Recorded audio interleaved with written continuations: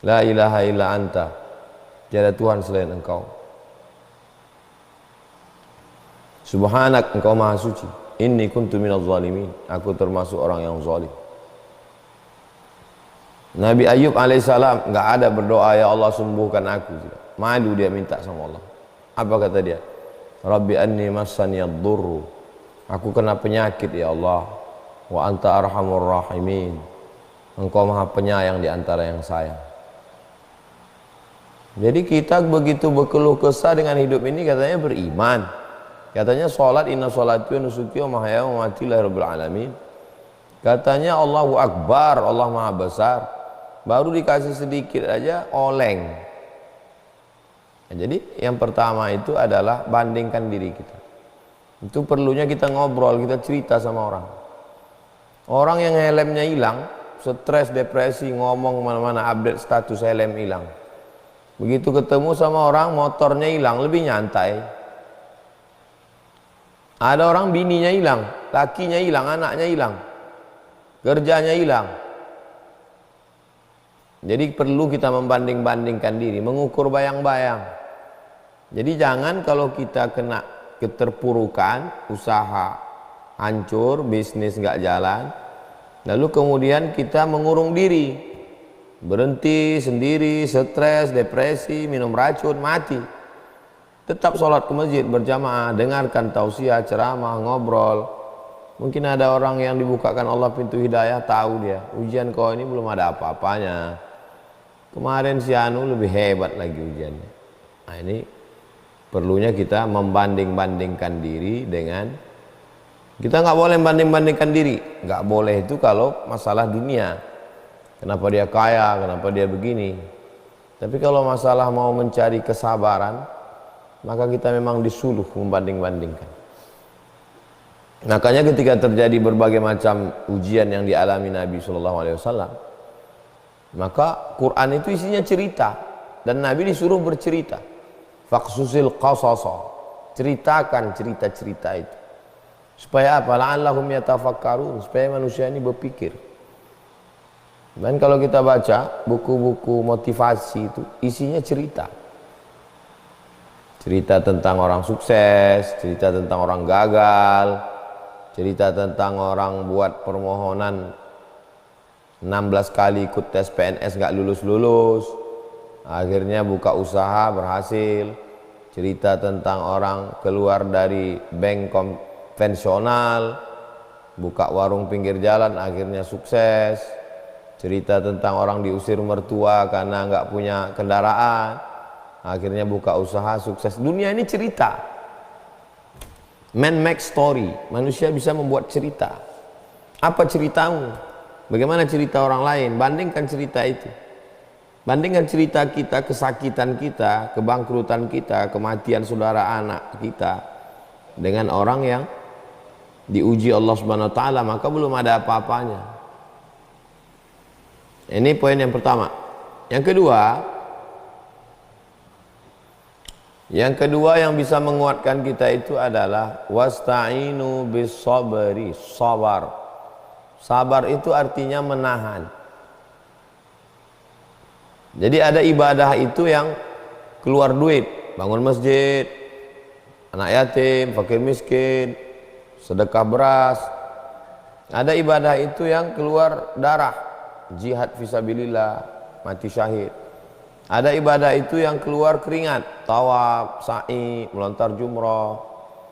Ada ibadah itu yang keluar suara, baca Quran, tausiah. Tapi ada ibadah tidak keluar keringat, tidak keluar darah, tidak keluar uang, tidak keluar suara. Ibadahnya tinggi, itulah dia sabar. Sabar artinya imsak, menahan, tahan. Pikiran yang mulai pikir macam-macam. Aku kan udah taubat, aku kan udah hijrah, aku kan udah ngaji. Aku udah bolak-balik ngaji dengan hijrah bersama Ustadz Abu Somad. Aku udah ikut kajian Ustadz Adi Dayat. Aku udah ikut kajian Buya Yahya. Aku udah ikut kajian Gus Baha. Aku udah ikut kajian Habib Muhammad bin Anis. Aku udah ikut kajian Ustadz Luqmanul Hakim. Kenapa begini? Tahan. Balikkan kepada Allah SWT. Tahan pikiran, tahan hati, tahan mulut, jangan sampai ngomong-ngomong. Wasta'inu bis sabri. Makanya kita diajarkan dalam puasa itu, sebenarnya puasa itu adalah menahan. Dalam puasa itu kita memang betul-betul menahan. Tahan makan, tahan minum, tahan mata, tahan telinga, tahan lidah, tahan tenggorokan, tahan pikiran, tahan hati. Ini proses latihan. Karena kalau kita perturutkan, mata ngelihat, telinga mendengar cerita orang, hati, pikiran, mulut ngomong, komen-komen, na'udzubillah. Nah, jadi poin yang kedua adalah menahan, imsak, off. Yang ketiga, wassalah, memperbanyak-banyak sholat. Bangun malam sholat tahajud, sholat sunat uduk dulu, sholat sunat taubat, sholat sunat tahajud, sholat sunat hajat, sholat sunat witir. Karena Allah mengatakan wassalah, sholat. Ambil wudhu, sholat. Jadi suatu ketika Abdullah bin Abbas naik unta, tiba-tiba di belakang ada pasukan mengejar. Wahai Abdullah bin Abbas, adikmu meninggal. Langsung dia turun dan dia sholat. Allahu Akbar. Wasta'inu bis sabri wassalah. Sholat. Jadi memang kalau kita terpuruk itu tidak ada jalan lain kecuali berserah diri kepada Allah. Jalannya cuma dua, fa'alhamaha fujuraha, jahat, lari ke narkoba, mabuk, atau menjadi orang yang dekat diri kepada Allah Subhanahu wa taala. Mabuk pakai narkoba, penghisap ganja, pil anjing gila, memang insya Allah tenang. Mungkin tenang dalam beberapa saat, dosisnya habis itu kambuh lagi, mabuk lagi. Ngobrol-ngobrol sama kawan pun gila-gila semua. Habis itu mabuk lagi, datang penyakit liver, datang darah tinggi, naik diabetes, naik, habislah semua, mati dalam keadaan su'ul khatimah. Mau kemana? Memangnya dengan kematian masalah hidup selesai? Mati tidak menyelesaikan masalah. Kalau mati menyelesaikan masalah, cukuplah dengan harakiri, ambil pedang, tusukkan ke jantung, mati, selesai. Orang yang stres menghadapi keterpurukan, dia ambil samurai, dia tusukkan ke jantungnya, berarti nanti di akhirat dia akan menusukkan api neraka ke jantungnya, khalidan mukhallada fiha abada, kekal selamanya. Orang yang stres menghadapi hidup ini gak kuat, diminumnya racun, mati, dianggapnya istirahat, selesai. Di akhirat dia akan meminum api neraka, khalidan mukhallada fiha abada, kekal selamanya. Orang yang gak tahan dengan keterpurukan hidup ini, stres, depresi, melompat dari gedung lantai 100 kondominium, jatuh ke bawah, mati. Dianggapnya selesai dengan mati. Tidak selesai. Masuk dalam neraka, khalidan mukhallada fiha abada, kekal selama-lamanya. Hadis sahih. Jadi bagaimana caranya? Tempelkan keningmu ke lantai, berbisik kau ke tanah. Subhana rabbiyal a'la wa bihamdi, subhana rabbiyal a'la wa bihamdi, subhana rabbiyal a'la wa bihamdi. Wajjahtu wajhiya lilladzi fatara as-samawati wal arda hanifan musliman wa ma ana minal musyrikin. Inna salati wa nusuki wa mahyaya wa mamati lillahi rabbil alamin la syarika lahu wa bidzalika umirtu wa ana minal muslimin. Tidak ada jalan lain kecuali memperbanyak salat. Tentu saja salat dengan cabang-cabangnya. Salat itu makna lainnya juga adalah doa. Jadi banyak-banyak berdoa. Salat itu juga di dalamnya ada tasbih, ada zikir. Subhana rabbiyal a'la, subhanallah walhamdulillah wa la ilaha illallah wallahu akbar, Allahu akbar, Allahu akbar, Allahu akbar, Allahu akbar, Allahu akbar. Jadi bukan hanya sekedar salat, tapi juga yang sepaket dengan salat. Ada baca Quran, ada zikir. Wasta'inu bis sabri was salah, minta tolonglah kepada Allah dengan sabar. Lalu kemudian salat. Berbanyak salat sunat, salat duha, salat tahajud, salat awabin, salat isyraq, salat hajat, salat mutlak, salat sunat tasbih. Minta tolong kepada Allah Subhanahu wa taala. Makanya kata Nabi, arihna ya Bilal. Ujian hidup ini sangat berat, maka buat kami tenang, buat kami istirahat. Arihna ya Bilal, kata Nabi. Maksud Nabi kepada Bilal, arina segera iqamat. Allahu Akbar, Allahu Akbar, asyhadu an la ilaha illallah. Supaya kalau segera iqamat, sholat, maka beban hidup ini jadi ringan. Di saat sholat itulah kita mengadukan semuanya kepada Allah. Inna salati wa nusuki wa mahyaya wa mamati lillah. Baca pula ayat yang kebetulan ayat itu menguatkan kita.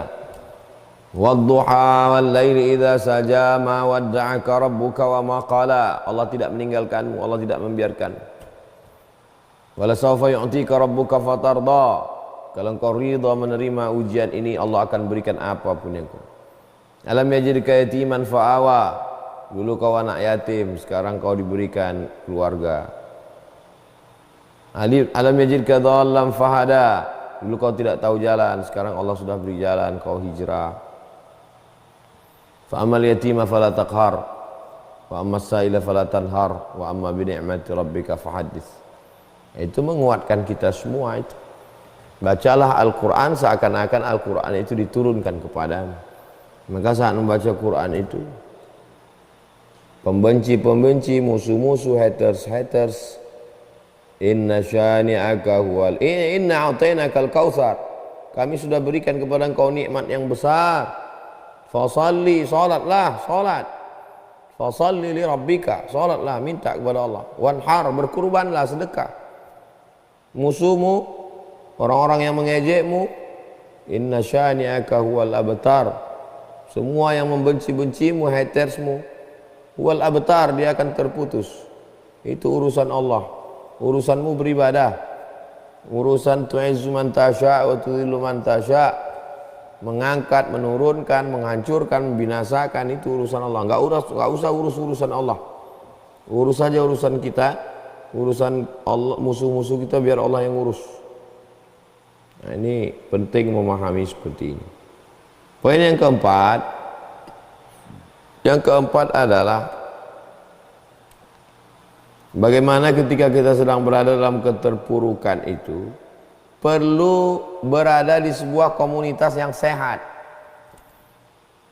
Biasanya orang kalau sedang hanyut, semua dia tarik. Bambu tarik, kayu tarik, besi tarik, rumput lapuk pun ditarik juga.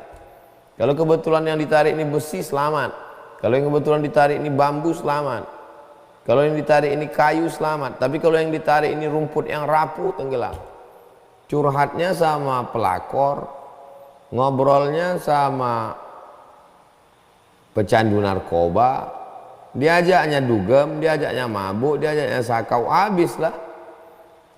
Kita nggak boleh pilih-pilih kawan, wajib pilih-pilih kawan.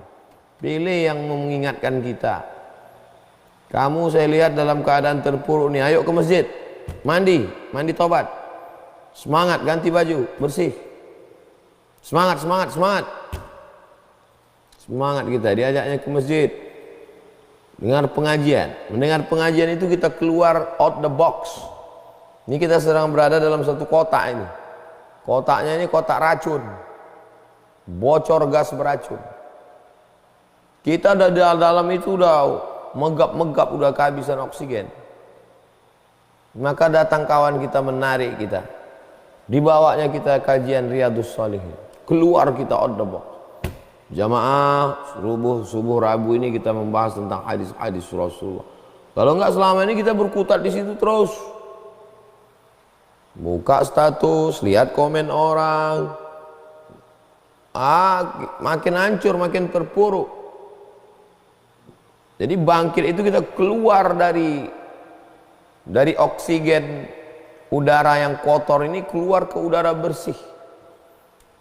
Datang kawan ngajak pengajian di kantor, di rumah, di lingkungan, di masjid.